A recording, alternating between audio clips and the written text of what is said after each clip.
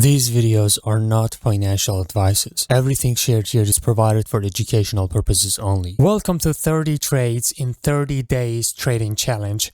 The rules for this challenge is very simple. We take one trade per day. If we win that, we stop the session. If we lose that, we double the amount on the next trade. If we win that, we stop the session again.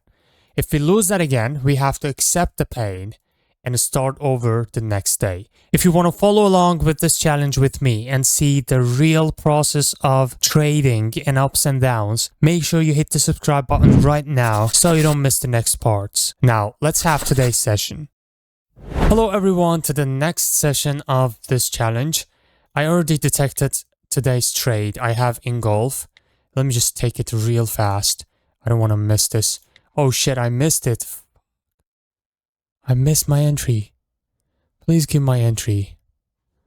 No. I missed my entry, man. Please give me the entry.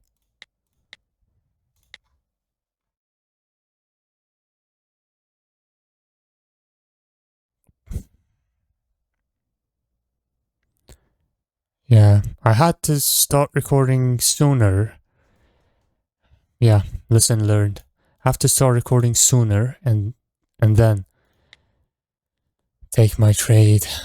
I missed that trade. It would be the end of the session, man. Seriously, if I was taking this trade, it would be the end of the session because I only take one trade per session in this challenge. That's crazy. That would be crazy. Yeah, anyways. Let's we have a QM right here. Let's check this up.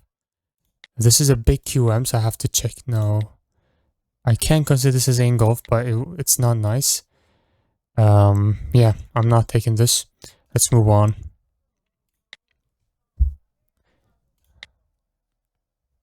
If I was taking that trade, like the first trade, it would be the... Oh shit, this is the third touch breakout as well. I missed this one as well. Yeah, it would be the shortest session in this challenge.